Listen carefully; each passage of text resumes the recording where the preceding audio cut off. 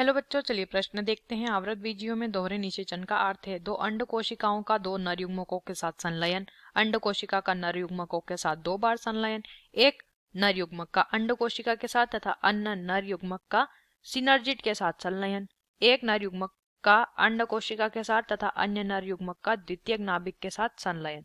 आइए जान लेते हैं यहाँ पे हमारे प्रश्न की मुख्य अवधारणा। लिखेंगे यहाँ पे मुख्य अवधारणा।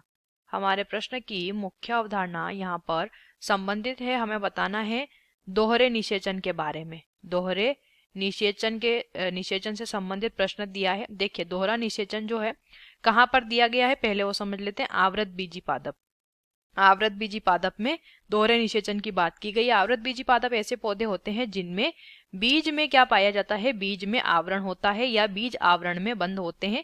ये दो प्रकार के होते हैं, एक आवृतबीजी, एक हमारा एक बीजपत्री, आवृतबीजी नहीं कहेंगे, एक बीजपत्री और द्विबीजपत्री प्रकार के रहते हैं। तो यहाँ पे समझ लेते हैं कि इनमें दोहरा निषेचन कैसे होता है। दोहरा निषेचन पादपों में होने वाली एक जटिल प्रक्रिया होती है, जैसे कि आवृतबीजी पादपों में ये होती है। यहाँ पे क्या होते हैं, दो नर युग्मक उत्पन्न होते हैं। दो नर युग्मकों में से एक जो युग्मक है, एक कौन सा युग्मक, नर युग्मक, ठीक से लिख लेंगे।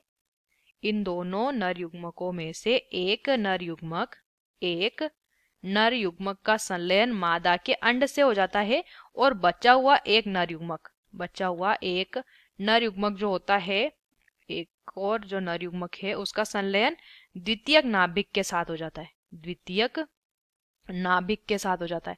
तो ये जो एक नर युग्मक अंड कोशिका से संलयित होगा ये बना लेता है युग्मनज। ये किसका निर्माण कर लेगा, युग्मनज का निर्माण कर लेगा।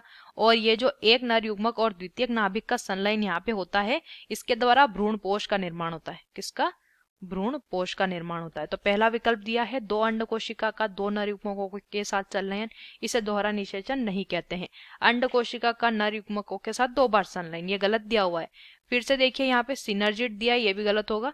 डी पे देखिए एक नर युग्मक का अंड कोशिका से तथा दूसरे का नर युग्मक का द्वितीयक नाभिक के साथ संलयन होता है, इसी को दोहरा निषेचन कहते हैं। विकल्प डी सही हो जाएगा। आशा करते हैं आपको इस प्रश्न का उत्तर समझ आया होगा। धन्यवाद।